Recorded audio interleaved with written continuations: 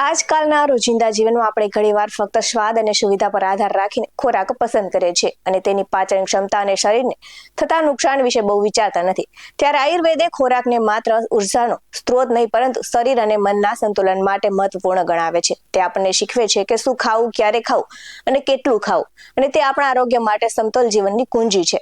ત્યારે આપણે શું ખાઈએ છીએ અને આયુર્વેદ શું કહે છે, ચાલો જાણીએ. નમસ્કાર દર્શક મિત્રો, BS9 ન્યૂઝમાં આપની સાથે હું છું નેહા પટેલ.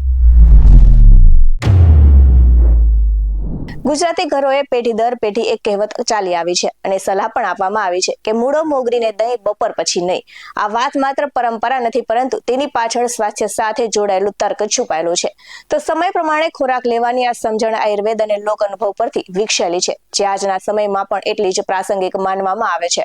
પરંતુ તેની પાછળ સ્વાસ્થ્ય અને પાચન પ્રક્રિયા સાથે જોડાયેલી ઊંડી સમજણ છુપાયેલી છે, જે પરંપરા અને આયુર્વેદિક માન્યતાઓ પર ઊભી થઈ છે. આયુર્વેદ અનુસાર મૂળો, મોગરી અને દહીં પિત્તવર્ધક છે તેવું આયુર્વેદનું કહેવું છે. બપોર પછી શરીરમાં પિત્ત વધે છે, એટલે તેને શમન કરવા માટે રાત્રે દૂધ પીવાનું કહેવામાં આવે છે.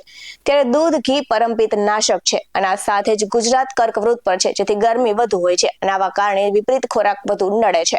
તો આયુર્વેદને પાંચમો વેદ પણ કહેવામાં આવે છે અને તે રોગ નિવારક શાસ્ત્ર કરતા જીવન જીવવાની પદ્ધતિ વિશે વધુ કહે છે. તો મૂળો, દહીં કે દૂધ ક્યારેય પણ સાથે ન ખાવા જોઈએ અને વિરુદ્ધ આહાર બાબતમાં આયુર્વેદ ઘણું ચોક્કસ છે. હાલ તો લોકો ગરમીની શરૂઆત થતા જ ફ્રૂટ સલાડ ખાવા લાગે છે, પરંતુ દૂધ અને ફ્રૂટનું મિક્સ પણ ન કરવું જોઈએ. કેમ કે ખાટા ફળોને લઈને ચામડીના રોગો વધે છે અને આ સાથે જ ખાટા ફળો સાથે દૂધ કે દહીં, માછલી સાથે દૂધ અને આ સાથે જ દહીં સાથે ગોળ ખાવાની આયુર્વેદ ના પાડે છે.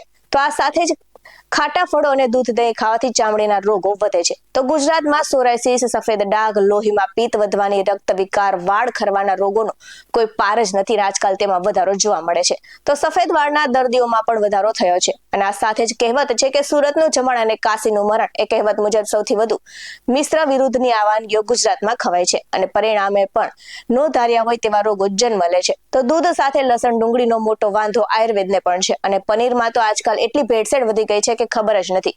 ત્યારે કોઈ પણ વસ્તુ ખાતા પહેલા તેની સચોટતા જાણવી જોઈએ. આયુર્વેદ મુજબ જ તેનું સેવન કરવું જોઈએ. અને આ સાથે જ લાંબી વાતોનો ટૂંકમાં સાર એટલો જ છે કે મૂળા, મોગરી, દહીં બપોર પછી ન ખાવા. ફળો પણ ઋતુ અનુસાર જ ખાવા જોઈએ અને આ સાથે જ કોઈ પણ ખોરાકનો ઉપયોગ આપણા શરીરની તાસીર મુજબ જ કરવો જોઈએ.